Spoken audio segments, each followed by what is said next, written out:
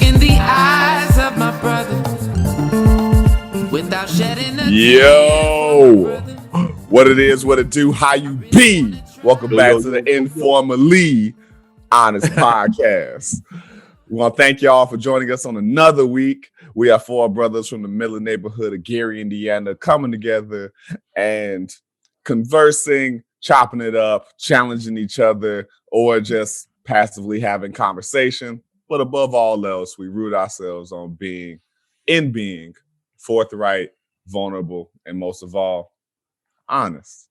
I am your host, kinda. You know, I'm part one of four. And really, I'm part like three, if we're depending on, if we go by age. Actually, I think I'm the second. I'm the second oldest. Marcus the oldest. Oh, by man. like a couple months. True. Am I the youngest? Yes. Word. By Got that baby. 5 No months. No one puts baby in the corner.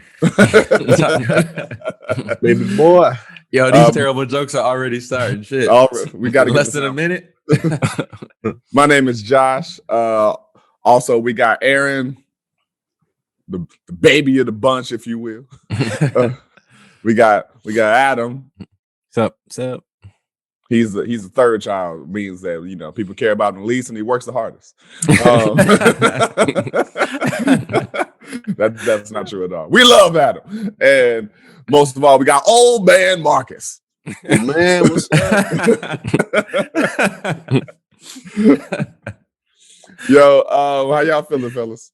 Yo, 1 second, really quick. I just want to say that like that joke reminded me of that Dave Chappelle joke when he was talking about that.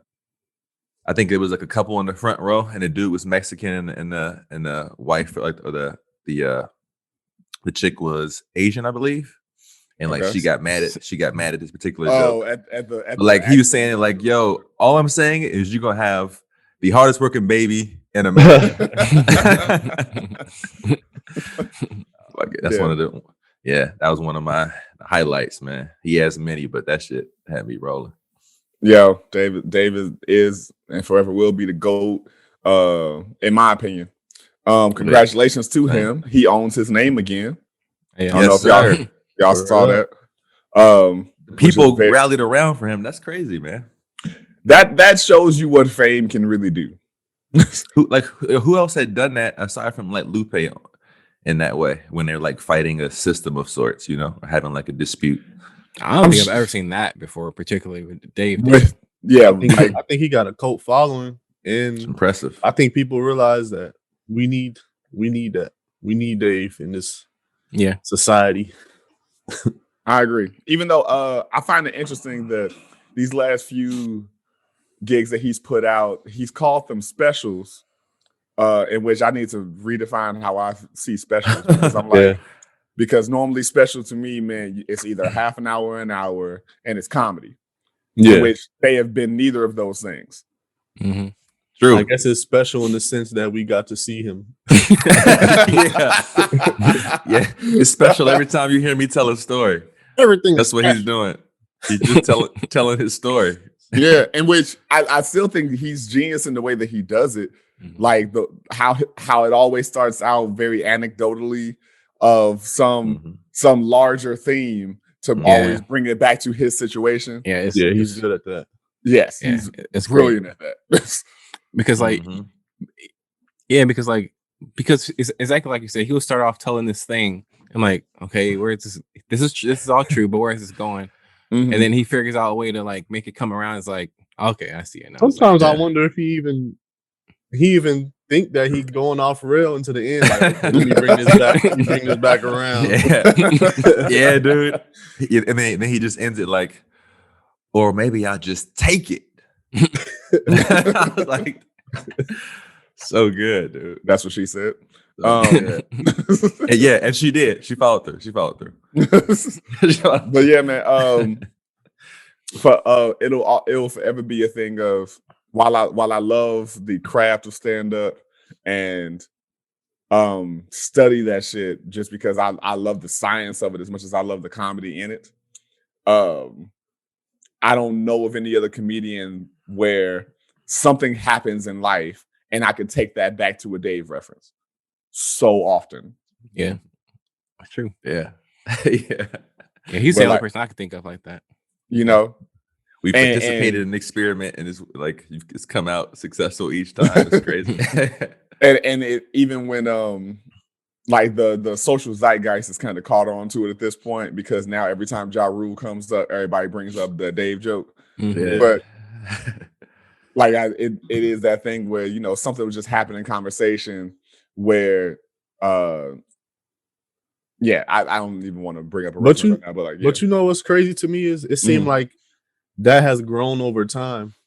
Like Mhm. for me, I watched like his show from the beginning, and I think we all like kind of seen his shows, the Chappelle show in particular. Mhm. But like, I think, well, I guess with Netflix and whatever his stuff was on, like it kind of made his stuff have a resurgence or whatever. But I feel like those callbacks have only grown with time. Absolutely. But it's really about those first two specials. Yeah, that's why I actually became a fan. Like for me, I'm gonna be honest, I didn't love the show. I liked it, but I wasn't crazy about it. I've always been like his first two stand-up specials. That's what made me a huge fan of his. This creative storytelling is just like, it actually makes my stomach hurt. Yeah. You know what? When he dropped them two Netflix specials, what was it? I remember the first one, or one of them, not being too good. The very first one. The very Okay. first one of the new specials wasn't really And that then he dropped a double album or whatever. Yeah. And I Yeah. feel like that's when he took off. Like Mhm. everybody like had his name in their mouth, you know. Because it was the thing, his original deal, if memory serves me correct, he had 3 specials for 60 mil or something like that. And they were like shit that he had already done. They were just on the shelf. Pretty much. Crazy.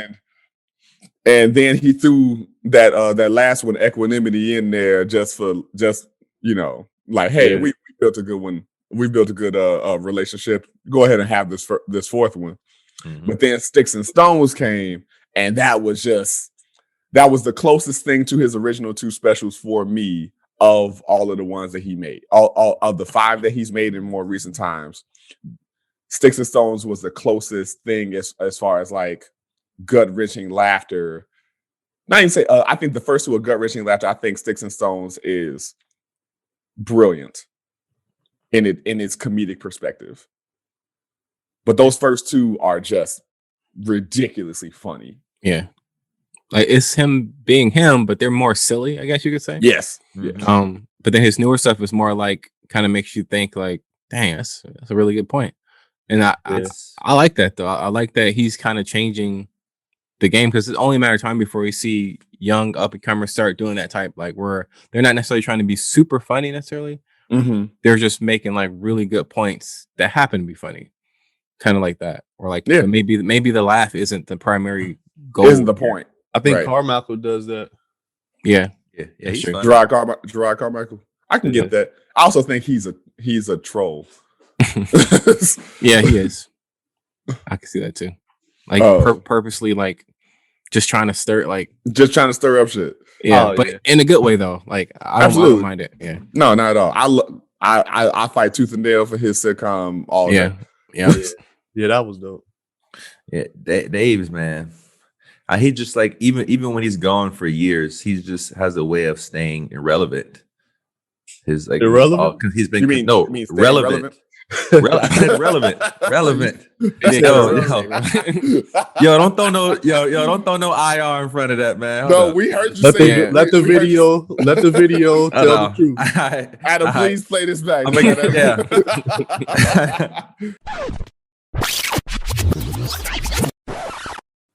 Yeah, Dave's, man. He just like even when he's gone for years, he just has a way of staying irrelevant.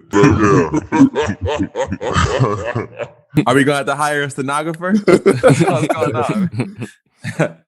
No, he's always been able to do that. Like you said, just, unable.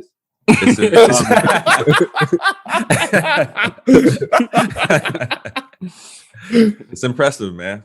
No matter what, and still hit you with some with the truth. And in a way that like is tasteful. I feel like it's just easier to swallow for folks. Yeah, He set that precedent since the beginning. So. Some folks. There's some people. There's a good portion of people that absolutely hate this man, but that's what makes his success so fascinating to me. Because if he was like a smaller name, like I hate the word cancel, but he would be semi-canceled. But like you can't to this dude. Like, I never met that person. I never met this person. Yeah, like I feel like that comes with comedians anyways. Somebody's gonna hate you. I mean, because you're like saying shit like that. If memory serves me correct, a good portion of these people are the trans community or people who fight for the trans community. Yeah. Because some of the perspectives, and especially in that first special, I was like, this doesn't feel like a joke. It just feels a little bitter. But then he pulled it around in the whole sticks and stones things where I was like, okay, I think you could pull it back on board now. But I also think there are people out there, and we talked about this on the previous episode, who feel like their plight cannot be joked about, in which I have to fight for comedians because I'm just like, I agree. If you can make it witty enough, if it's a smart enough joke that isn't necessarily at your expense, the joke can ride. But that's what makes it fair to talk about anybody else. The fact that everybody can get it. I think we talked about this. We did, and then we don't need to go into it, but it is that thing where I get that trans folks are marginalized people, and their plight is very valid. But the comparison, there was a compare. We're not unpacking this.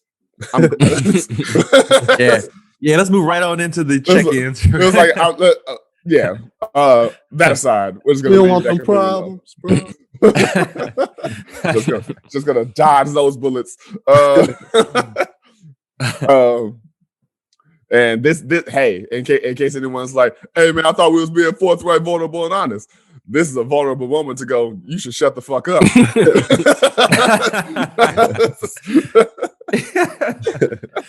Yeah, a lot of people, and I 100% believe in the freedom of speech.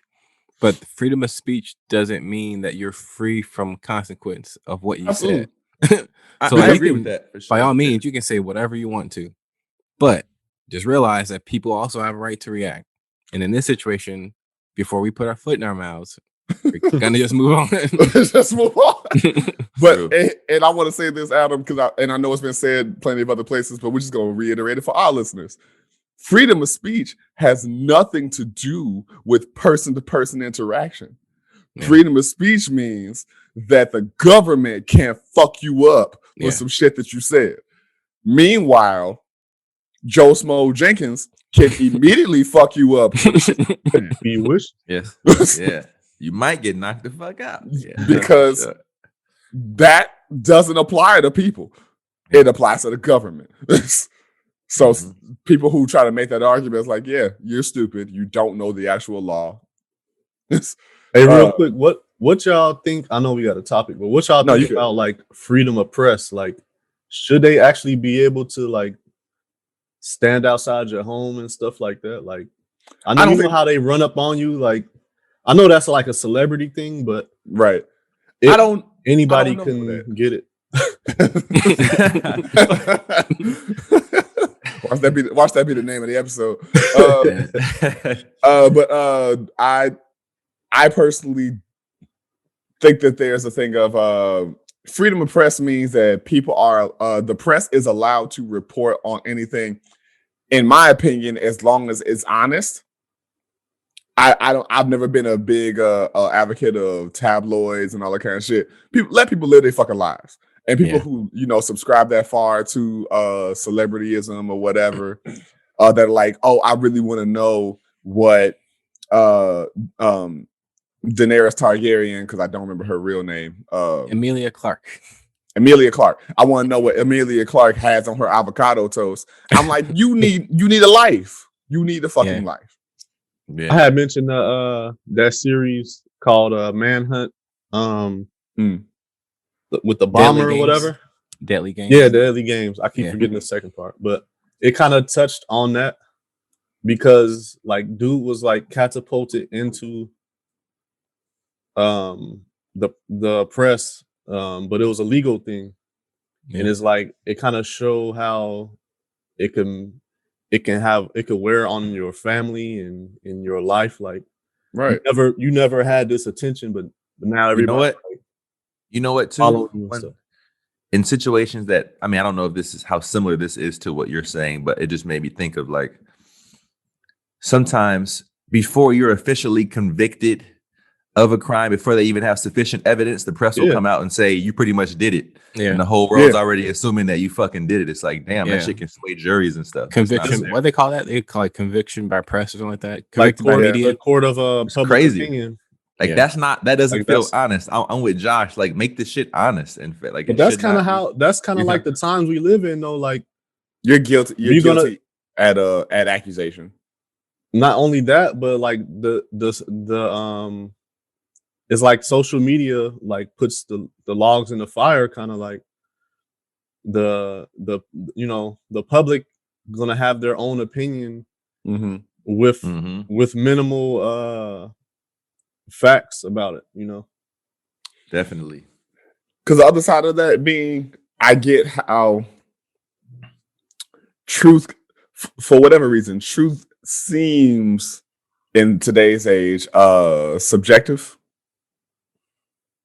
in which truth is based on your perspective as opposed to whatever the hardline facts are and how you're interpreting them. And so the way truth gets presented to people is based on what that publication was going to get that publication clicks, what's going to sway that side or what have you. People out here, believing Obama is born in Kenya and people, how should I even say? My whole point inside of all of this is when I say I think the point of it should be to tell the truth. It should be to just state whatever the facts are and let people do what they're gonna do. Yeah, because facts are neutral without a bunch of other shit behind them. Yeah, this is what happened, plain and simple. And let's be clear about like really trying to make sure that facts are facts, because in the past there's things that have been presented as facts which were bullshit. Exactly, dog. Exactly. Yeah. And I think we've figured out the state of the culture, and now. But no, this is fine. We got our topics or whatever, but that's there to keep the conversation moving. But organic stuff. I'm just teasing, yeah. Now let's. No. I was gonna change the subject to Aaron Hare again. Yo, dog, look, that's irrelevant right now. Oh, no. Did I pronounce that properly? Yo, Adam, edit this out. So let's jump into our first topic that we got written down anyway. Hold up, man, really quick. I just want to say that for all our new listeners and the folks who listen and don't want to view this shit, your boy, this is Aaron speaking, and I got a new comfy chair, man. I'm sitting in the new comfy chair for this episode. I'm excited. What's it called? Ergonomics? I don't even know. I don't even know. It's very comfortable. It's quite comfortable. My chair. Shout out to the comfort of Aaron's ass. And yeah. I just want to be the asshole that I am and go, you do know the people watching still can't see it, right? See my chair. Yeah. Yeah, that's true. That is true. But I want them to know.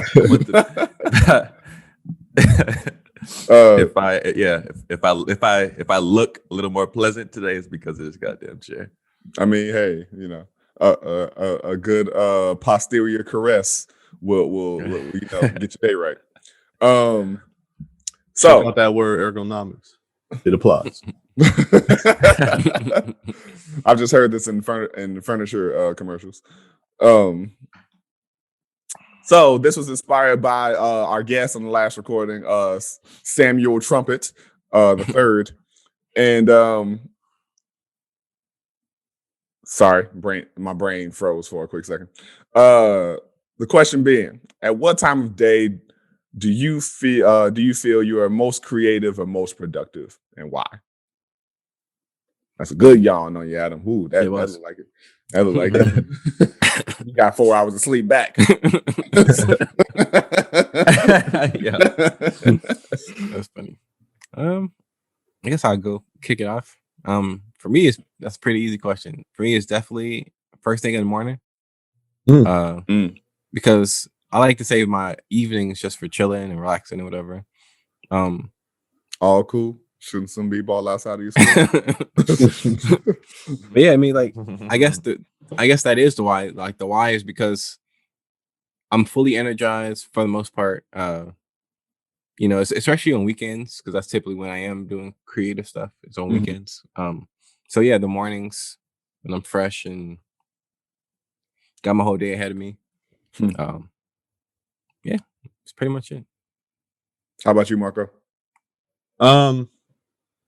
So I don't know if it's because of my work schedule, but usually it is at night, late at night. And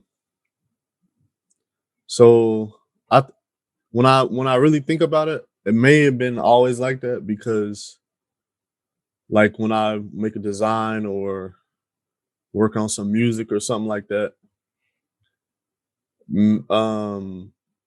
maybe the breakthrough won't come through until like an hour and a half in or something like that. So whenever I think the reason why, honestly though, is like everything is quiet.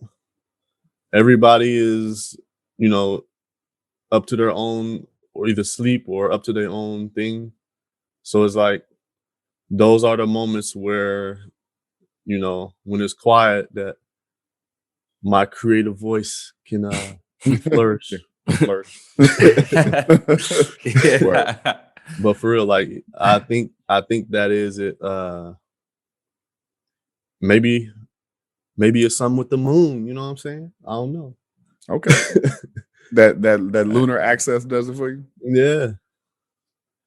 So, but yeah, that the nighttime is definitely when I the do right my time. creative thing. I was just thinking that Nighttime is the right time. Yeah. So I guess in the other parts of the day, I feel like, and maybe I just don't wake up early enough, but I'm doing, because you know how things are only open usually, or especially now, at certain hours. So I got to go do this and that or whatever, and I'm not thinking about that stuff at night. I'm thinking about, more creative things. So more it. creative freedom, less obligations. Exactly. Dig it. Hey, Dub, what about you? I'd probably say most often it's at night as well, because that's when I would I think like you guys, like Marcus mentioned, just less going on, less like distractions, at least for me, less stimulus, less things to do. That's when I could just like lock myself in the room and like be able to focus for hours without being called to do something or whatever, But actually, as of late, it's been in the morning or like during the day. As of late, and it's like I just feel like this inspiration has hit me, Nah, what's up? No, I saw Adam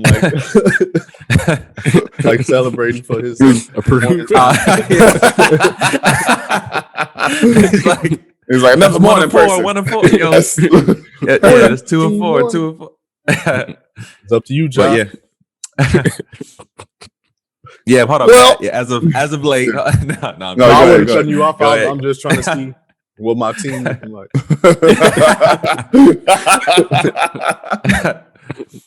Yeah, I think I've just been a little bit more. I don't know if I've just been a little bit more open or what lately, but it's hit me more in like the morning or like during the day. So I'm like, my question for myself is it just like a matter of if I'm open for that inspiration to hit? Just, I suppose it could just hit whenever, but it seems like when I have less distractions and more time to focus and get in that groove, it was like at night always for some reason. But you know what? Before Josh goes, I will say that during the day is when the only not the only time, but is the time when you out and about and you looking at things and you observing, and you hearing sounds. That's when you gather your inspiration, I would say. Yep. So I gotta put that in there. That's real. I think it's fluctuated for me over time. I can't ever say I feel most creative in the morning. I don't think that's ever been the case. One, because I as much as I love the sun, I've never liked morning like that. And so I think midday probably is going to be top for me, as far as like I'm up and I'm active, and that's normally when I'm in a creative in some space to be creative. If I'm in the studio or what have you, it's midday or early evening. But I definitely can have creative moments at night. Sound like you were saying go to sleep. Yeah, go to sleep. Night, motherfucker. Go to sleep. Somebody say my kids night. But it's because really at like the dead of night, I'm up and attentive, but I'm not trying to create a space is work for me. And so it's that middle ground where I love the work that I do, but it's still work. And so that saying of, like if you do the work you love, you never work a day in your life. That's partially true. Yeah. I do fucking work, but if I'm if I'm creating, it's normally because I have a show coming up, or I got to make something for these kids, or what have you. And so yeah, unless it's one of those like random times or circumstantial things, like last night I was on the midnight hour with Sam Trump, and so dancing at from 12 to 1:30 in the morning is very different circumstances. Yeah. So two things real quick. When one of them is a question for Adam, but the first thing is I'm kind of, it sounds a little bit like what you were saying a bit, Josh, was that like, at least for me, at least how it used to be often is like the atmosphere had to be right. For me to kind of like get in the zone, or at least stay in that zone with like least with as little distraction as possible. And like, I think partially why I'm like more morning and like day now, or I have been as of late, is because I've been like willing to jump in even when I don't feel super creative, and then it flows at some point while I'm actually doing it. And I would like allow myself to only have that atmosphere at night. Like, okay, now that all these distractions are out of the way, I can focus. Now I'm kind of just saying, fuck it. I'm like trying to push myself a little bit to kind of see if it can kind of flow another way. So I think that's one thing in regards to the atmosphere. And my one question for Adam was, in the morning, do you have to like get up, or not have to, but do you like get up and run or do something to get your energy flowing first and then get to it? Or is it like just clean slate when you get up? No, I don't really have to. Like, pretty much, because I know like my time is so limited. It's like I know that, for example, I worked on that next episode. I did that before we even started recording, just because I know that, okay, I need to finish this by this day. So because there's other stuff that I want to do. So it's like, okay, well, Yeah. So I guess you could say my productivity is pre-planned. I guess you could say. Like sometimes I just straight up don't feel like doing it. Like I don't feel like doing it.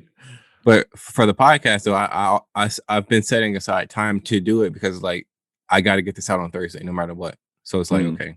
So my other stuff, there's stuff that I've been working on that it's just stuff that sometimes I just don't feel like I can already said this, but sometimes I don't feel like doing it. So I never force myself, because that's when there's been times when I'm doing some photos, like I'm editing photos, and I really don't feel like it. And I'm rushing stuff and making mistakes, and it's like, let me just stop, because I'm not doing anything right now. I'm just messing it up. So if I don't feel like doing it, then I just won't do it. So I got Go ahead. And just say this, I'm definitely not opposed to working at night either, though. Like I've definitely done plenty of creative things at night, but it's like for me, I just prefer to do it in the morning, so I can, have the rest of my day to do whatever, whether it's watch a movie or I don't know. So That's true. What are you about to ask, Marcus? Are y'all creative? Because that made me think, like, you had an obligation, Josh, and Adam is good at like managing his time and scheduling his when he has to be creative. Are y'all good with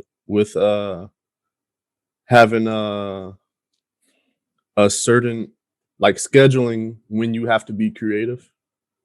You know what I mean?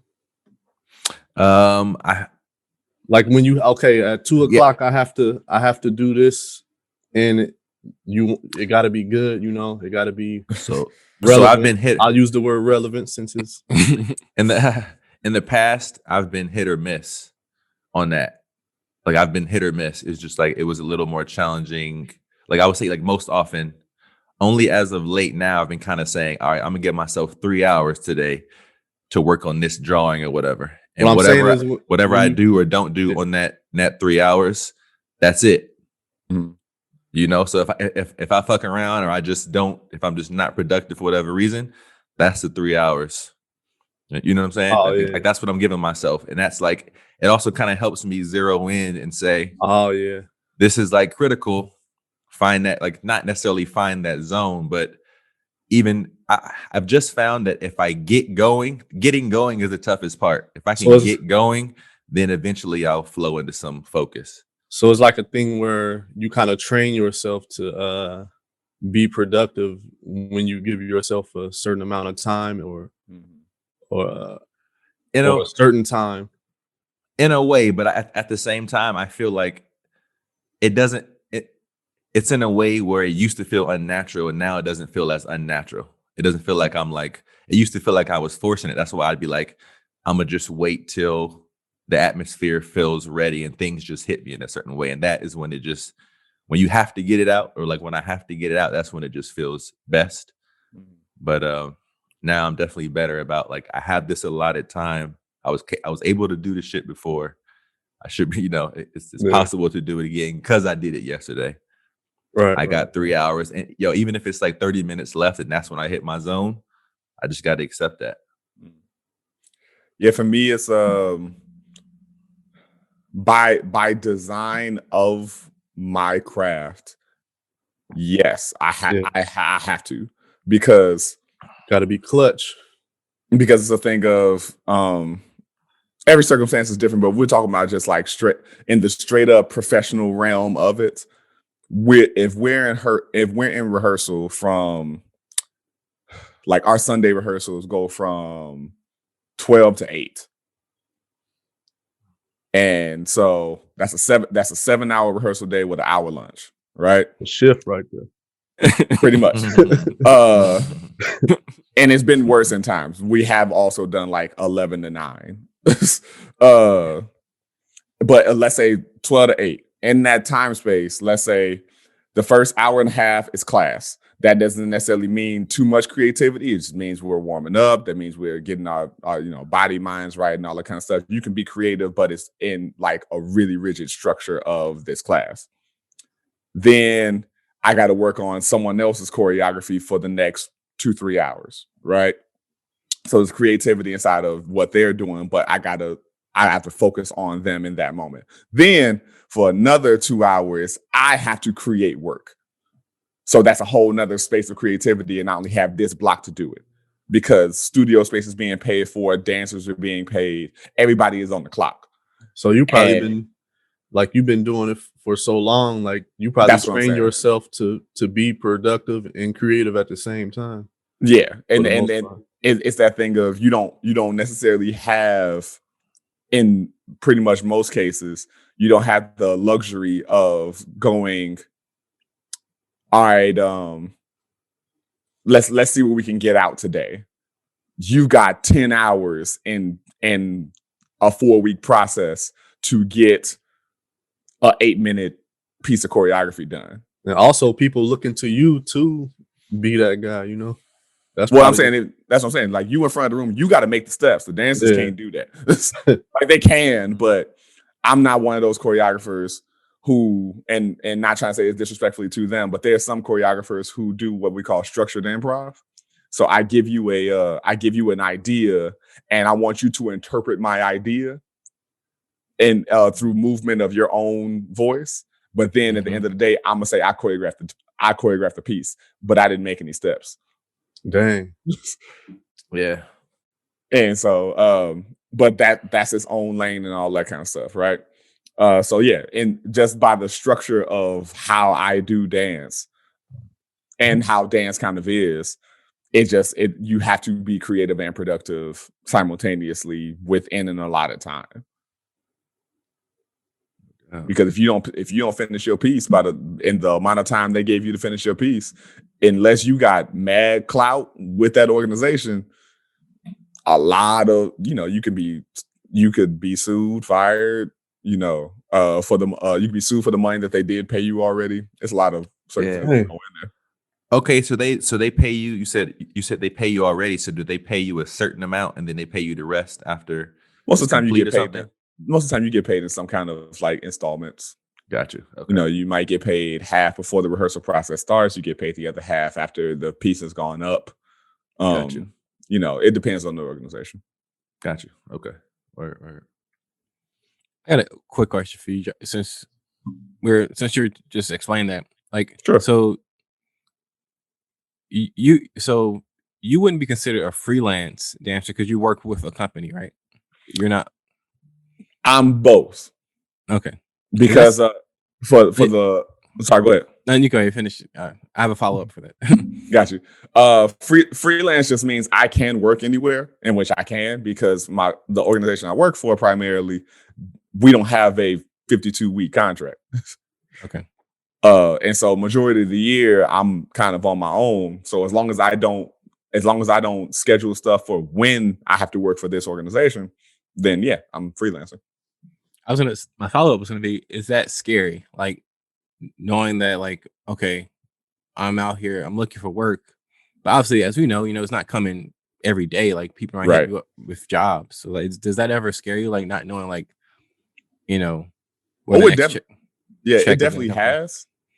It definitely has. I have been incredibly blessed and fortunate, and in a lot of cases, very privileged. Because when I say blessed and fortunate, I mean like there have been times where we were in a layoff period or whatever, and I was like, yo, I don't know how rent's getting paid this month, and then maybe a day or two later, I get called about a job in Kansas City or a job in Denver. They're like, hey, we lost a guy. Can you come out and work? Sure, man. The universe. Yeah. It's so opportunity is everywhere. It's just a matter of like how your comfort level with taking that particular opportunity. Here's where the privilege kicks in though. As a male dancer,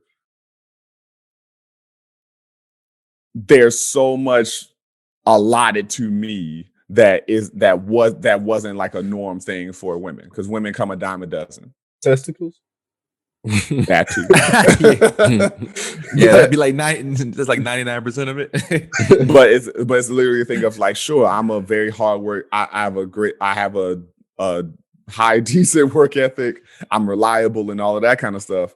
But because reliable men are so hard to come across in this industry, a lot of the times, our company will have 12 women but have 2 guys. And the choreographer's like, I need 3 men. Is there? And so yeah, I know we going deep into the dance world. Is there like a forum for, not like a forum, but like a job forum or something like that? For I'm not sure what you mean. You saying that y'all are like in high demand, so like, what network do they use to call on you? You mean like an by reputation or? Oh, I mean, like the dance world ain't really that big, and especially depending on where you at, who you're connected to and all that kind of stuff. Like I said, I've been privileged and blessed and fortunate enough to my primary mentor person. He's a heavyweight in the dance game. He's not a household name, but Kevin Iega Jeff. But it's a thing of a lot of people in the industry are like, oh, people who have either danced with him or trained by him, etc., are doing major things in a lot of places. Or my other dance dad, Gary Abbott, who is a college professor now. Like, he used to dance with his company in Denver, Cleo Parker Robinson. Found out that they were about to go on a South American tour, and they one of their guys they just had to let go. They reach out to Gary, and Gary goes, "Hey, there's this opportunity going on out here. Can you go?" So it's just the network you built. It's just a network, yeah. And so it's a real the network before the other network that we know of. It makes me think of like how internetwork. I wonder, like, not how much credit do we give the people from like the very beginning, but like, I know. Yeah, I guess like how much credit do you give the people from the very beginning, from even elementary school or high school or whatever, from where you to like how much credit do you give them in forming where you are now? Like, if you were to get an award or whatever, like how far back do you go? I wonder how much like do those people get their just due? I mean, I give my teachers their flowers constantly. Shout out to Tony Washington Simpson from Banneker Achievement Center, and Larry Brewer, Michael Davis, Portia Reese Woodson, like all my childhood teachers and whatnot, include my upperclassmen, Asia Dickens, Amansu Eason, like those people did contribute a lot. But a big thing for me was after I graduated high school and went to Deeply Rooted, training intensified dramatically because I didn't know a lot. I like I said, I knew to some degree how to work, and that I didn't know shit. And so I had to play catch up. Yeah. Real heavy. And so like my average work day was, excuse me, if we're talking about the summer, I'm on the train. I'm still living in Gary, so I have to teach in Cherville at the Omni 41 from like 9 to 2 o'clock. Haul ass over the south to the South Shore train line to get on a train at like 2:30, 2:40, and then get over to the city about 3:30. And I was in class from 4 to 11. The next train didn't leave until 11:55. Yeah. And if you miss that one, you had to hope you get on that 12:15, else you stuck in the city. And then get home, probably not go to sleep until like 2, 3 o'clock in the morning, and then do it all again. Yeah, I recall those days. Because like obviously we live right down the street from each other. Like Josh is pretty much gone the whole summer. So I was, even back then, I was always fascinated with that. Like that you were that dedicated to something. You know, like typically at that age, people are just trying to, have fun, whatever. Mm-hmm. I always thought that was like cool. I appreciate me that. too, man. For me, it was always a thing of, and I hopefully this don't sound like bad, like I'm shitting on people, but I'm like, I'm not working at Walmart. If this doesn't work, shit goes downhill. And I'm not going to validate my mom or my any family figure that's like, you're pursuing dance, because it's not a lucrative field. I feel you, bro. I feel you. Like I feel you 100%. It reminds me of that comment line. I've been writing for my life because I'm scared of a day job. Every time I hear that line, I'm like, man, I feel you, dude. Yeah. And so I was like, okay, this is it. You got to make this work. Yeah. You made it. That's dope, bro. Mm-hmm. I ain't make shit. I'm still.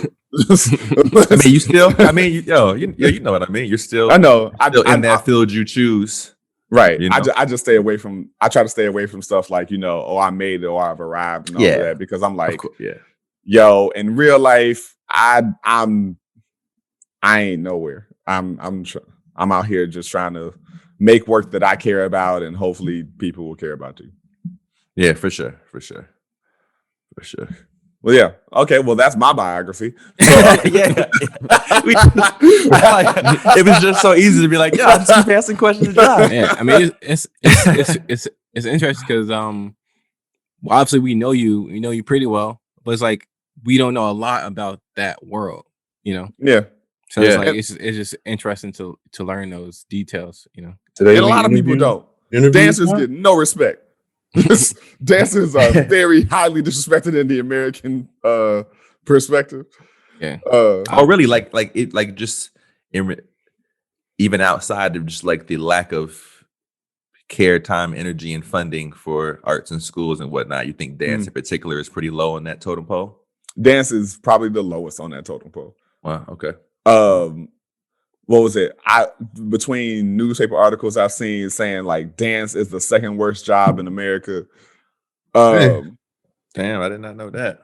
And of course, I'm pretty sure it was a fluff piece or whatever. That people just being disrespectful for the fuck of being disrespectful, not basing this on facts. But it is that thing of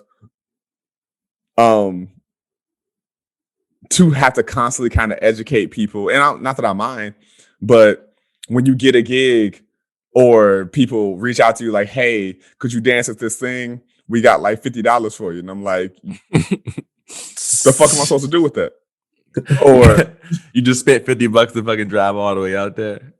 Gas money, damn near. Yeah. So you got to like tell people, you know, I got to pay for studio costs.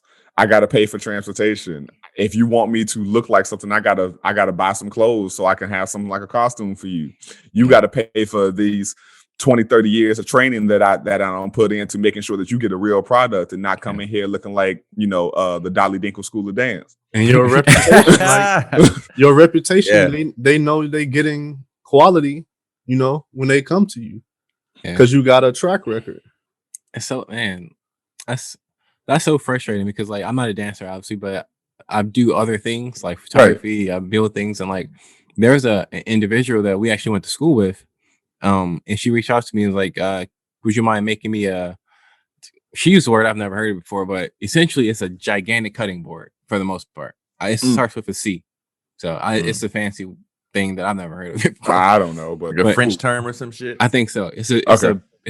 I looked it up. Essentially, it's a giant cutting board that you serve food on. Oh, a charcuterie board? That's it. Yeah. Is that French? I don't know, but I think so. It's like probably that you serve like cheeses and shit on. Yeah, crackers, cheese and crackers. Yeah. So dips. So she wanted me to make a pretty much a humongous thing like that, and I was like, okay, that should be fun. I actually was looking forward to doing it, and I was like, you know, realistically, if you want, you know, I think $300. I think that sounds about right because for one, I have to get the wood, which wood isn't cheap. Now, if you go to Lowe's or Home Depot and you just get some pine, yeah, it's like $5 a board. But I'm sure you probably won't want that because, you know. So yeah, I honestly, it still would have been a deal because I probably would end up spending probably half of that 300 on materials alone, and then add the fact of just my time and making it. So I'm like, I'm really giving you a deal now, and it's funny because people think like homemade or people think because they're getting their homeboy to do something for them that equals that it should be cheaper. Now I'm not saying that you can't give the person a discount. I'm not saying that, but it's like if you just want this done, you can just get it off Amazon for $60 and it was made in made by a machine if that's what you want. But like if you want somebody to take time off their full-time job to make you something that only you have, you can't expect it to be cheap. And then I was like, I can even come down $250, but like, I just can't see myself doing this for less than $250 because you're essentially making me, and the size she wanted was essentially is a tabletop for the most part. So it's crazy. So you want me to make this gigantic board. And you talking about materials, you talking about labor, and how was she gonna get it? She gonna come pick it up? Well, she actually was saying that I could just drop it off at her mom's house because she doesn't even live in Gary. Delivery. That's what I'm saying. Like she gotta pay for delivery too. So I'm like, Yeah, and like transport.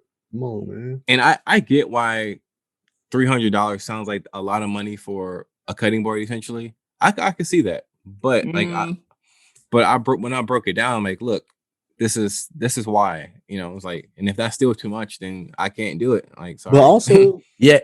she came to you, so obviously is value in investing in you. Yeah. But people legitimately be thinking by coming to you, they're doing you a favor. Yeah.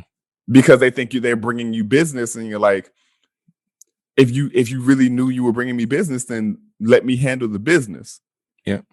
Yeah, like, it's a one of a kind custom piece that nobody owns except you. Right. Like, yeah. And like value. And you have to get, it's like not specific wood, but to some degree, a wood, like those things have to last a long time. Yeah, hardwood. I would get a hardwood, and like water, expensive. Yeah, and like they're gonna be getting, like a lot of people, like water and all these things, stains and all these things, wearing it over time. That shit is not cheap at all. Yeah, because I'm looking at this table that I made right across from me. It's a walnut table, and that table just in parts was like $350, just the materials, not even, and it might have been more like 400, but I made it for myself, so I didn't have to worry about like anything else.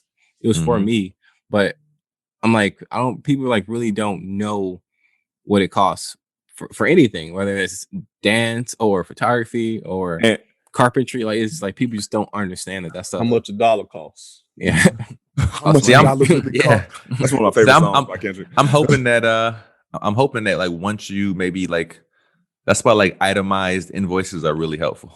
And that was literally what I was about to say. Thank you. I'm hoping that like once you broke that down to her, she if she didn't want to pay that, then she could go somewhere else. But like at least she understood. Oh, thanks for opening my eyes to this shit, because I was under a completely different impression. Yeah. She probably was like, Bed Bath and Beyond it is. A few months ago, she actually posted on like her Instagram story of this board that she wanted, made by some other individual. I don't know who, but it was actually really nice. And I'm like, I'm glad she got her, her C-board. Yeah, bro, I did it for the low. I had to do it for the low, Adam. I'm sorry. You out here usurping business, Marco. But it's like, and stuff like that was like, I don't even advertise that I make anything for people. I do it really for myself. Yeah. So if you're hitting me up, it's like, I don't have to do this. This isn't my business. This is purely extra money. I'm not advertising myself as a hero for hire. I'm just come on. But that's Luke Cage. The funny thing about it is, she should have known like you were gonna put your touch on it. Like you weren't just gonna throw something together. Like you coming to a person that cares about when he crafting something. So but you should know that. That's the part that I'm telling you, man. People don't take into account the price of what's the word I'm looking for? When something is like special or unique, or I had the perfect word. We can cut this. People custom in a way. What do you say? Yeah, it's a better word. I hate it when like one of one type deal. Unique. I'm telling you, there's another word. I'm so sorry we're wasting airtime on this, but I want to find it. Yeah. We want to help you. Another round of Family Feud. That's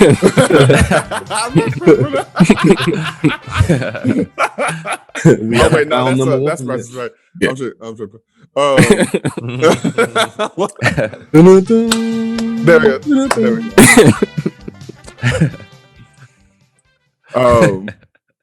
But this that'll always be a thing for me, and I'll fight hard for artists in general, because I remember reaching out to a homie about getting I think I told y'all about this. I really want this mural in the back. Yeah. And when he quoted me a price, I was like, "Are you sure you don't want me to pay more money?" Because I came into this thinking this was gonna cost at least a stack. Yeah. And I was prepared to have that, because I was like, this is gonna go with me wherever I live. Mm-hmm. But he gave me a homie discount or whatever, but I knew as a customer, I'm coming into this to pay this much money. But you know what? Sometimes, like somebody recently asked me to do something like a piece of art, or whatever, and I didn't give him a quote, but sometimes you go kind of low, not too low, obviously, but like you kind of like, okay, you want to do it just to fulfill they came to you. So, you know, like sometimes you do think like, okay, they obviously, like I said, they value what I do. And a lot of times it's not like a set price for specific things. I mean, obviously the cost for the materials, you automatically factor that in, but it is kind of hard to judge like how much it should be sometimes. I agree. It's tough. Especially with people that, you know, you truly care about, and, you know. I guess like how many hours you spent on it too. Definitely gotta, yeah. you know. That's they should understand though. They should understand. Well, all right. So we got. I was just say there needs to be like a universal way, or like there needs to be like a way that becomes a universal way, like not for everything, because some things will have their special. It might be something you've never done before, but there should be like it'd be cool if there was like a rubric or a there's a way where you could say, okay, this is everybody knows and agrees for this level or this many hours and this many something.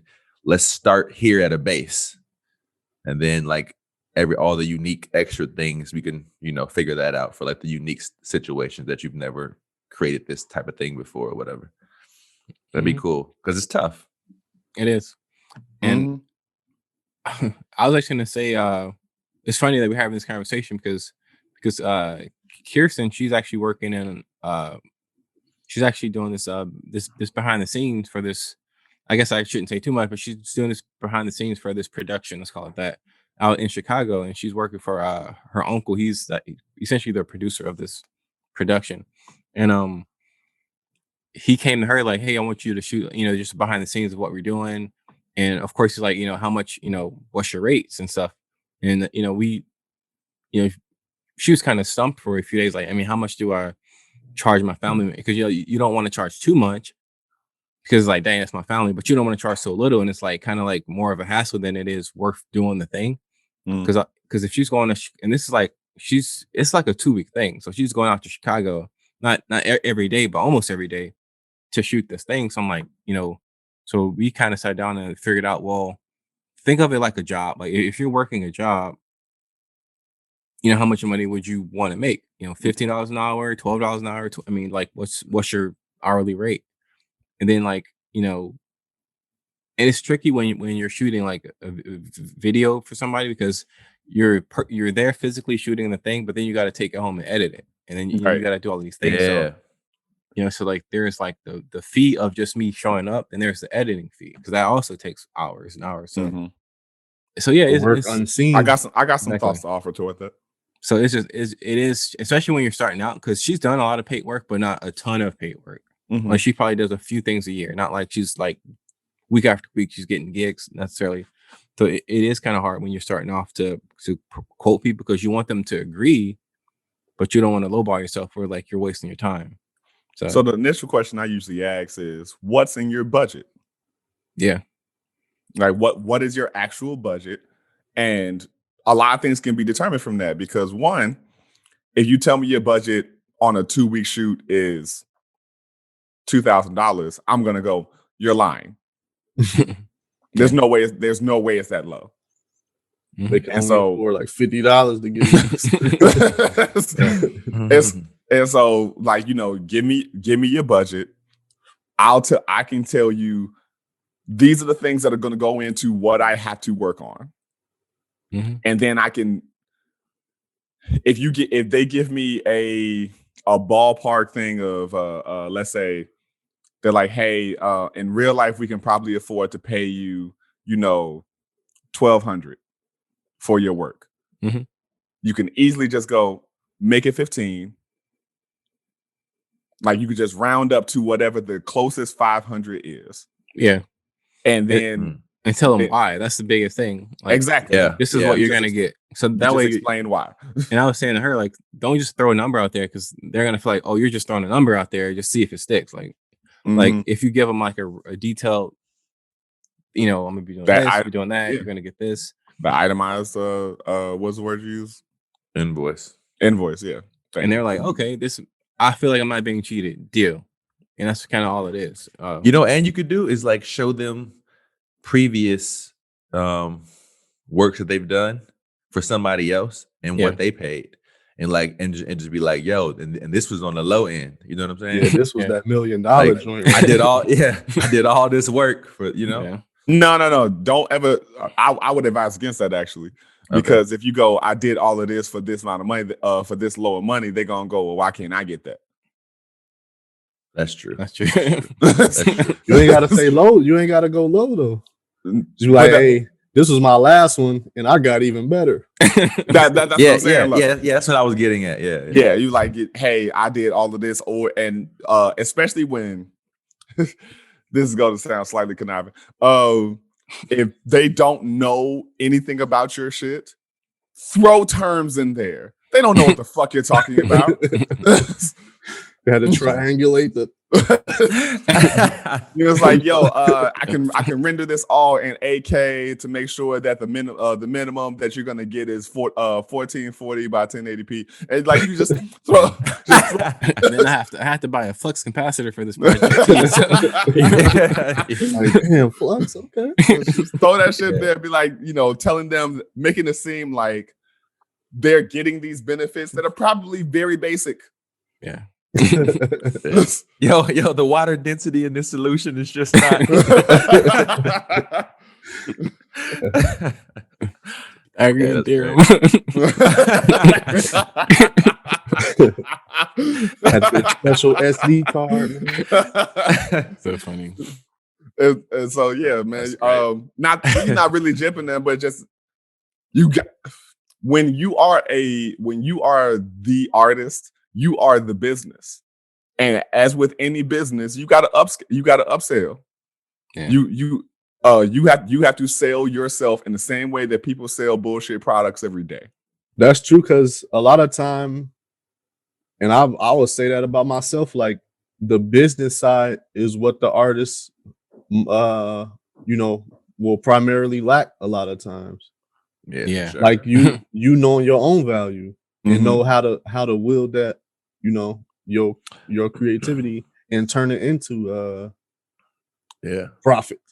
Yeah. I think that comes with, as you do each project too, as you get experience in like work, okay, I put this much time and energy into this. This cost me this many materials. Then you can kind of say, I'm not willing to do this for anything lower than this. And then you can, and then you have, and then if it's something unique that you've never done, at least you have some sort of baseline or some sort of idea of what you're willing to do and what you're not willing to do as you go on. Get the experience. And the other side of that too is learn about your clients, because it may be a thing of, they may not have the amount of money that is equitable, but you can barter a service. Yeah. Yeah. And if you go, hey, we can't pay you. They go, hey, we can't pay you the $2,500 necessary for you to do the job, but we can offer you $1,000. We can offer you these other 3 things that our business provides for some indiscriminate amount of time, full access to that thing. Then you can go, oh, okay, that's an equitable payment. Yeah, turn it into like a Shark Tank type situation. You know what I'm saying? 30% equity. Yeah. I mean, or they can like use you or they can like use you in their show or whatever. They're at some way where they get your stuff out more. To other people. That's that exposure thing. Yeah. You gonna pay me some royalties? Yeah. That's what I'm saying. Like, if you're gonna go, hey, if someone goes, hey, this commercial is gonna be played for however long, I'm like, I'm gonna need that Jason Weaver. I'm gonna need you to give me, some kind of equity and percentage of every time this commercial plays with statistics on how often that commercial gets played. I'm gonna need all of that, as opposed to you just paying me a flat fee and making way more. Yeah, true. I'll make sure Well- that next time somebody reaches out for like some type of Super Bowl deal, I'll make sure to. Because I'm telling you, man, Jason Weaver is still rich to this day based on them Lion King checks. Oh yeah, he's the dude who turned down like $2 million for 200,000 plus royalties or something Plus, like that. yeah, plus a piece of what's the word? I can't think today. When you have equity percentage on like products. I mean, Merchandising. There you go. Okay. Because it's that thing of like, did y'all ever watch that docuseries Toys That Made Us? No, not I yet. didn't. It's on my list. I just never watched it. I thought you was about to mention that Michael Jackson. This is it. Wait, what? He played Michael Jackson. You didn't see that? Oh yeah, Jackson's The American Dream, some of my all-time favorite movies.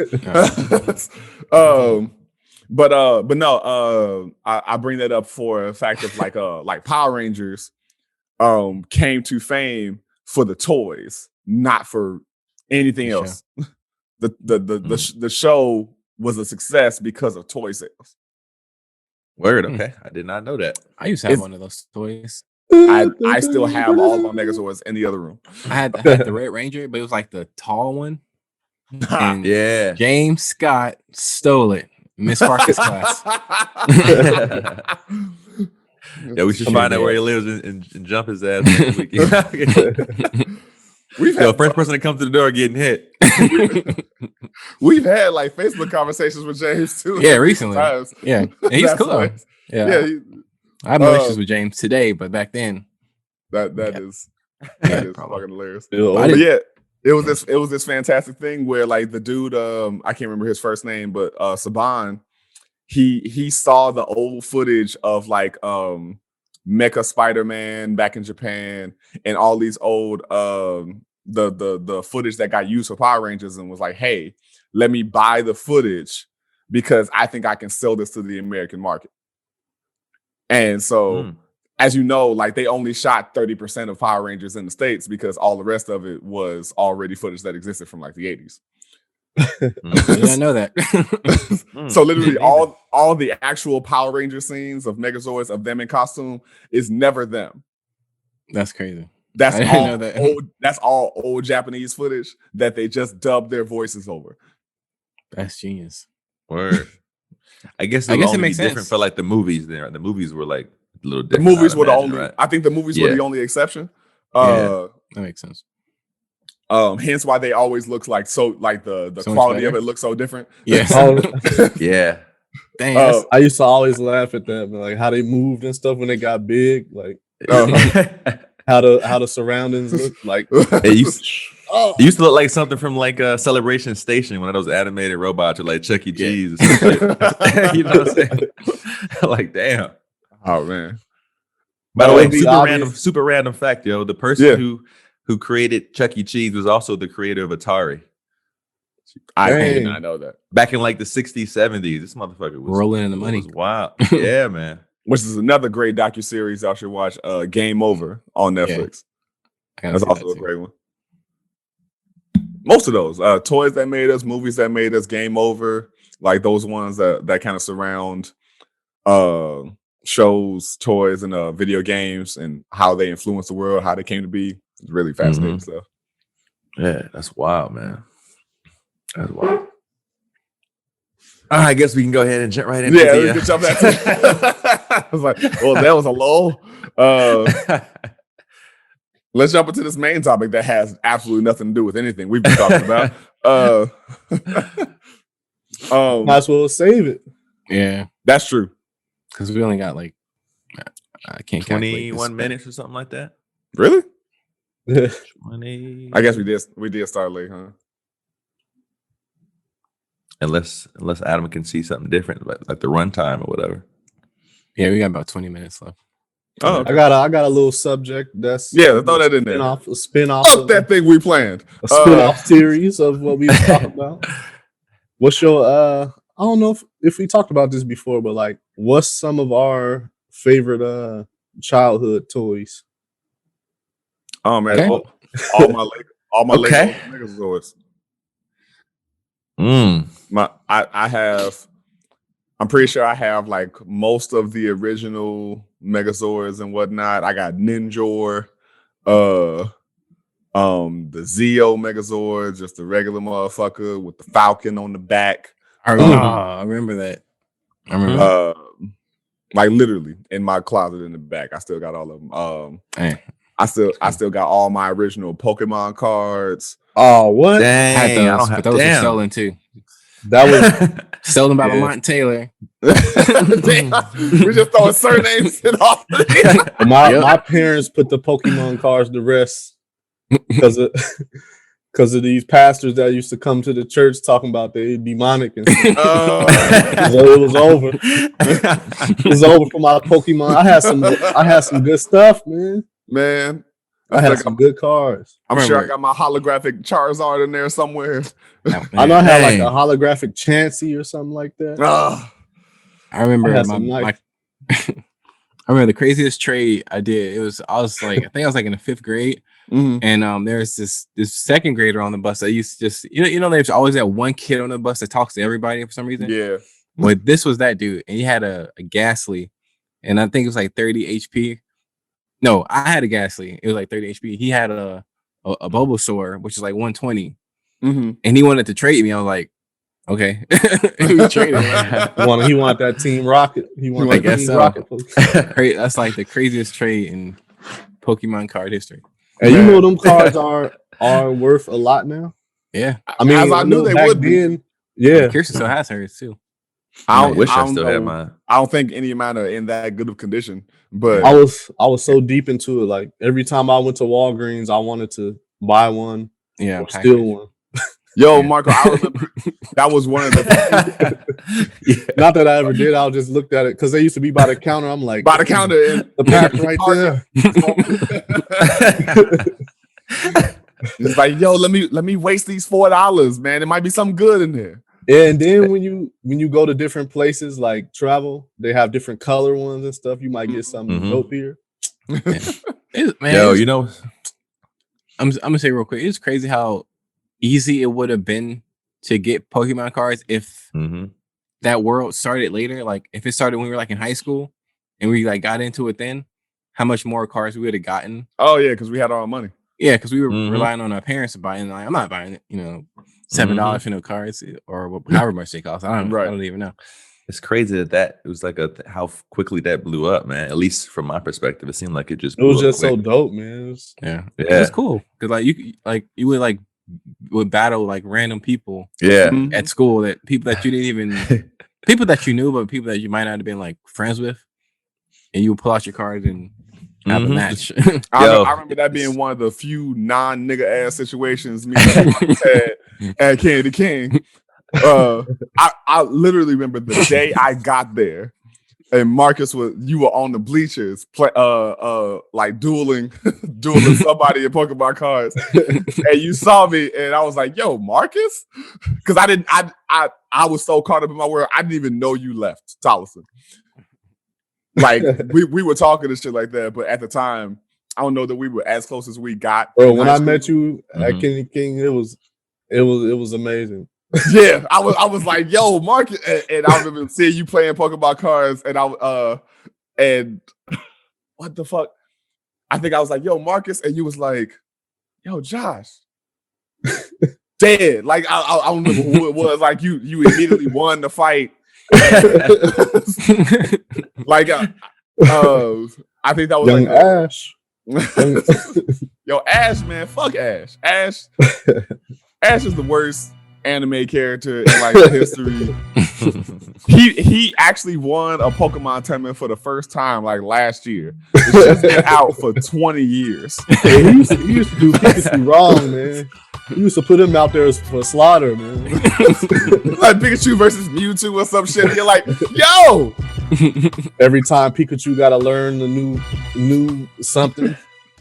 Oh, I can do this. Like I don't want to evolve him. I love him too much. It's like that he's weak.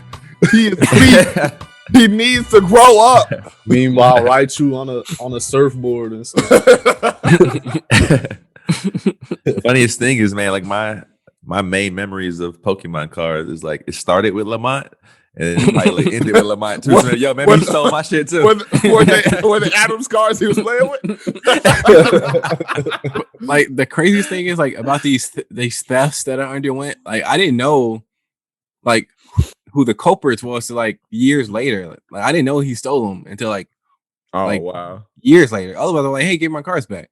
Other, Yeah. or like with James, like give me my Power Ranger, but I just didn't know that like it was too late to do anything about. Like, well, it's kind of late now. So. Yeah, they were like in 5 years he won't give a shit. Yeah. So what's some of y'all toys? Man, Hot Wheels. Yeah, I just like Hot Yeah. Wheels. Hot Wheels and What about and those race model car cars. tracks? Those look Hot Wheels track. I had the tracks. Yeah, I remember we used to try to set up. We used to try to make them jump off books and Yeah, Yep. dude. remember that. Oh my I god. used to want the tracks so bad. I don't think I ever got the tracks. We had that one with like the vertical loop. Yeah. Yeah. And Had if you the motor. made it go too fast, it just flew off on its own. Yeah, had the like the motor with the two wheels. Yep. Yeah. It would always hit like the Christmas tree or some shit. It might be like, Oh, "Drop that yeah. shit now." I used to love them. I used to be so happy when it came like Christmas time just to take that out. Yeah, dog. Yeah. You had to put that up after a while. Like, okay, Yeah. get these cars out of here. Yeah. It's funny that the Christmas toys, for whatever reason, were so much more fun than the toys you got at any other time. They just But you- get there. But you only play with them for a short amount of time. Yeah. For whatever reason. It's like once the Christmas spirit wore off, so did the fun of the toys. Let's see. I Unless had it's like a PlayStation, that's different. Yeah. I had some man. I had the Beetleborg toys. I got that in the back too. had the VR Troopers. Yep. Man, shit. And especially finding out all of those were pretty much just off-brand Power Ranger stories. Mm-hmm. I actually tried to watch an episode of Big Bad Beetleborgs when it came to Netflix. Hey, and didn't VR holy Troopers come out first though? no, No. I don't remember shit. Oh, thank you. I think it came out somewhere in like the middle. Like I am the research guy. you are the research guy. This is true. I think the first one of them, at least in the stateside, was a Superhuman Samurai Cyber Squad. That sounds familiar. Damn. I know that I Okay. saw it though. It was like a dude that looked like Ultraman. Would fight people inside of computers. Like you would see him Okay, get like nice. downloaded into the internet and then fight viruses inside the computer. It was like it was some kind of mix between like Power Rangers and Reboot. Okay. So yeah, Okay. Or Ultraman and Reboot more so. Power Rangers was a year before VR Troopers. Right. Oh wow. Mm. I knew Did they y'all were have close. some of the He-Man? I used to have some of the He-Man and I hated He-Man. what else? I I had wish like I- Skeletor and shit. But what's the other one? With the animals. Hercules. With the Oh, animals from back in the day. I That know was you're talking He-Man. about like the Thundercats. Oh, Thundercats. Thundercats. Thundercats. Oh. Yo, I had the that's when I was stretch. dipping into like my cousin and my brother shit. I was dipping into their like old school because Stretch 89. I Armstrong? didn't really have. Well, when I Oh, was yeah. we was in the wrestling. They had the stretch, Stone Cold and whoever yeah. stretch people. Oh shit! I forgot about that. Yeah, The I was stretch team. wrestlers. I was Team Wolfpack. I actually remember I used to have little birthday parties, and my aunt would like, yeah, dude. And Yo. my aunt would like, I would invite all the friends and like folks like this is before I met you guys, like Lamont and some like Red Jamel and- Campbell. Red and I don't know if y'all Black, remember right? him? The red, Red and and Black. like NWO. Yeah, New World man. Order, baby. Yeah. Yeah, and like That's the everybody red came and- over. Yeah, I we'd mean, be the- wrestling and shit. white and black, Wow, man. white and black, It was white and black. Yeah, like Sting had the white paint on him, white and Mhm. black paint on him and shit. Kevin Uh, Hall. This is stupid, and I don't know why I remember this as soon as you said it. Remember how they would greet each other, and how in our young brains we would admittedly quite homophobic, but never said how gay it was that like they would make their wolves kiss each other to greet each other. It's like boop, like you like they go boop each other around, like you're like flicking the top of their nose or some shit. Yeah. No, that's very true. Oh, I don't know why that just came to mind. I was like, yo, why are we? We avoided that shit at all costs. That's like, no, they're cool. Let's just never do that thing. Well, that was the dopest time in wrestling, though. Oh yeah, between like Sting and what was his name? Something Warrior. You talking about Ultimate Warrior? Ultimate Warrior. Yeah. He was a little. I don't remember him being in it though. No, he was just before that era, and I remember him coming back around when WCW started like to pick up with NWO. Yeah. Oh, okay. Because WWE was still WWF, and so yes, there was all that controversy between. And I remain calling it WWF for a long time. Me too. Me too. Well, I'm not saying WWE. I was in denial, man. It literally sounds better though. WWF sounds better than WWE. Sounds like a woman's channel, like a solar panel company or something. War Rod Energy or something. I don't know. But I always personally just thought the energy in WCW was better. Mm-hmm. Between Goldberg, Rey Mysterio. I remember spearing people at Banneker. I remember you spearing people at Emerson. Like I don't know why it would do that, honestly, because like I was literally running full speed and tackling. They weren't even expecting it. You were like, yo, you were just charged off them cookies at lunch or something, whatever the fuck they were feeding at lunchtime. And what's messed up, and it was girls and boys. It didn't matter. And I was doing this, and I never got in trouble for it. I remember a specific story about that. No consequences, man. That's great. Yo, Kevin Nash. Where is Kevin Nash? I was thinking about that. He ran the Wolfpack. He was the head dude. Yes. He was WCW's Triple H pretty much. Okay. Buff Bagwell. I don't remember that person at all. So he used to wear a little chain head covering. Mad biceps. You're looking like Karl Malone. I feel those shoulders are wrestling wise. I don't know that I've ever enjoyed anyone to this day, even though he was a horrible person in real life. Randy Savage is the funniest motherfucker. Oh man, of all time. For that sure. voice though, man, and that's what I'm talking about. Like that whole just. Why does everything you say sound like you can't breathe? I wonder if he came in like wrestling with that voice, or he just transformed his voice and then he just ruined his vocal cords. He just ruined When I think of when you come into the ring, spelling nonsense, like you're just like then they gradually get louder, like. And I'm telling you, when I come. Okay, but hands down, funniest moment in all wrestling history, of course, is the obvious Booker T. That's my all-time favorite, man. That's my all-time favorite. You out here talking about a clique. The only clique you need to know about is the Harlem Heat and Sister Sherry. See, because what you dealing with here is the brotherhood. It's non-stop from this point on in WCW. We take what we want, and after we take Lex Luger and the Giant, we want the gold sucker. Hulk Hogan, we coming for you, nigga. I should point out for the record. And it ain't even the fact of him saying nigga, it's the immediate catch. That's exactly what I thought of. Like, shit. Yeah. and that white woman just rubbing his shoulder like, you know, you getting fined for that, right? She didn't skip a beat. No. He says it all the time backstage. Y'all got a question, yo? At what point? So I guess first question is, when you first started watching wrestling, we were all pretty young. So at any point, did you guys actually believe it? Did it seem believable? And at what point did you say, this shit's fake as hell? I just didn't care. Yeah, Yeah, I mean, yeah, same here. I thought it was real initially. Yeah, me too. I mean, I didn't know, but then as I grew up, I guess I don't know if I thought it wasn't or people said it and I believe it. Like, okay, it makes sense. Yeah. But it didn't bother. I didn't really care that it was fake. yeah, I think back then, like the storylines and the acting was good enough for me to not care. Yeah. Same. Because it was just that thing of like, we all, granted, we're familiar and not that much controversy will happen, but we've seen our fair share of niggerdom and fights and bullshit.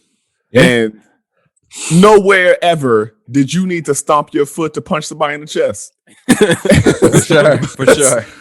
So it was stuff like that just makes you go, whether this is real or not, I don't care. But that's a dead giveaway that no one's throwing their head every time they. And are these tables and chairs, are they real or they just explode when you?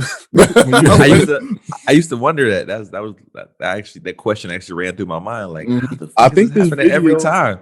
I think they're video like I watched recently. I think they're kinda modified. answered that because this. I think it was like Buffalo Bills fans, and this dude like was power bombing this girl into a table. So he did it once, and the table didn't break, and it was like, oh. And Yeah. I guess they was trying to break the table, like that's what they was trying to do, and he slammed her again, and like it looked like her back just totally broke. Oh, And they like, oh, Yeah, the table still did not break. Like, Yeah.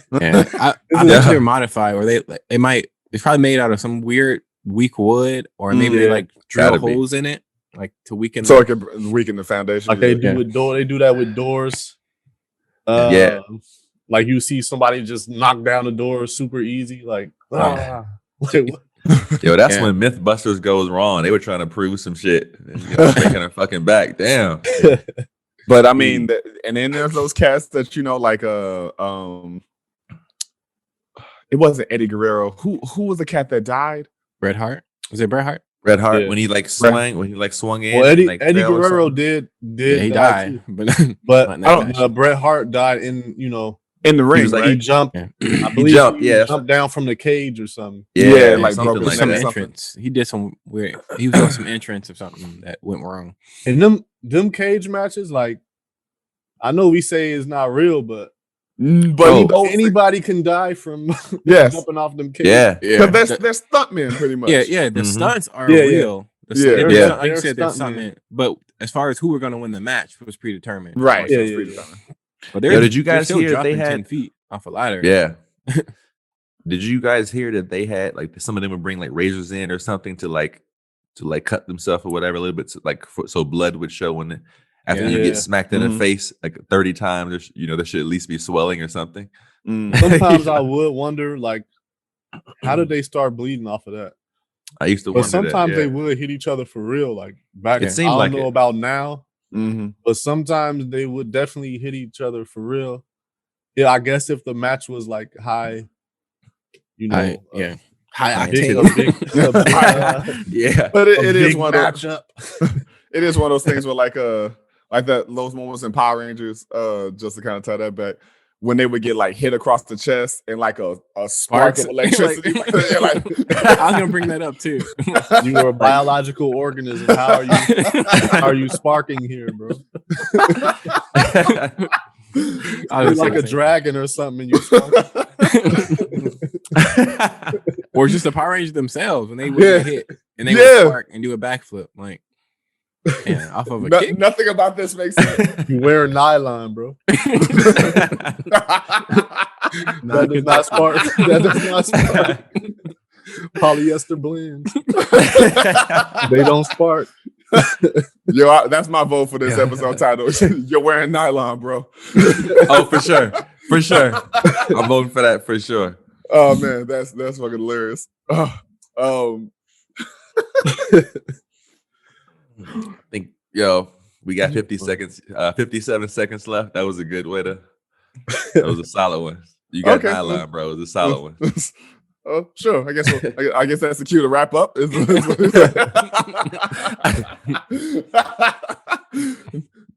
it's not. It was just a high point, man. Yeah, I'm with it. Fuck being conspicuous. Not true. Or inconspicuous. I get those mixed up all the time. We down to 30. Down to 30. But yo, thank you. Thanks everybody for listening to another episode of the InforMILLy Honest podcast. Please, I haven't actually said this in a while. Write us at InforMILLyHonestPodcast@gmail.com. You can also follow us and write us in at InforMILLy Honest on IG, InforMILLy Honest Podcast on Facebook, and InforMILLy Honest. No, InforMILLy_HP on Twitter. Because the Twitter is live and we need to get that up. Okay. So we in here. We in all the social media games. We would be on Tumblr, but they got rid of porn and went under. Yeah. No use to that. Yeah, not at all. I'm definitely not condoning that. For sure. No. Definitely condoning that. We'll see about the rest. Maybe we'll get a TikTok. Maybe we'll get a Discord. I don't even know what Discord really is. I just heard about it for the first time the other day. Yo, whatever it is, we in there. But we want to thank y'all for joining us. Fellas, you got any last thoughts? I hope this brought back good memories for people of their childhood. Yeah. Hope it brought back some fine memories for them. I agree. Be I a was gonna child say- again, man. I was gonna say I never said what my favorite toy was, but I honestly just don't shit. remember. I don't remember what it was. I really I like games. I was like really fan of board games. So. Monopoly, Shoots and Ladder. Oh Candyland. shit! Hell So- yeah! So 2 things. Those are awesome. That was a great idea. And the second and most important is I'm sorry for cutting the fucking podcast short. Oh, you good? Before you answer. No, I was sitting here thinking the whole time. Like, I don't know. So. I mean, we can get into video games in another episode, definitely, because that's a that's whole last thing. Yeah. No, I meant board games. But No, board no. games are like I just mean like shit. as far as the reminiscent Life. thing. Shout out to life. Yeah, I think I only played Life like one Yeah. time. Shout out to Shoots and ladders. I mean, come on. Ass You used to Oh. want to be the rock star every time. Poker Keno. Mm. I don't know if y'all remember Poker Keno. That because my old ass family. There's somebody listening that's like Poker Keno. Shit. Drop the bottle of E&J like, did he say poker? I ain't played that since 86. Yeah, what that young blood know anything about that? Real life, I don't remember how to play that game at all. And what would be hilarious is if my parents like made up rules because they didn't want to actually teach us how to play the game. But yeah, always fun talking and chopping it up with you fellas. This is always the highlight of my Saturday morning now. And yeah, shout out to everyone Was the who highlight. been guests on the show so far. Follow It's Winter Done. Follow Sam Trump, and we got more coming. Our IG handles are near us in whatever way that Adam puts it, you know. So follow us as well as all of these are IG handles, by the way. By all means, that's the main thing we're functioning off of. Coming together at all times. That sounds weird. Yo,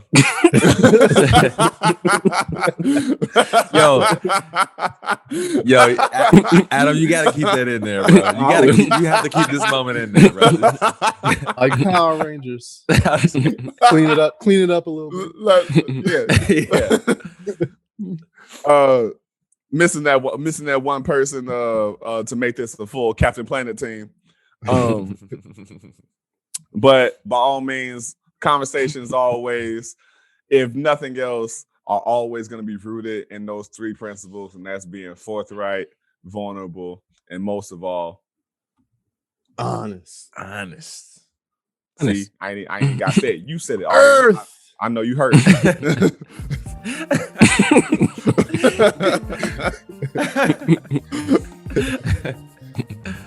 Peace, y'all. Can't look in the Peace, y'all. eyes of my Peace out. brother without shedding a tear for my brother. I really wanna try for my brother, 'cause Cause I truly do feel for my brother.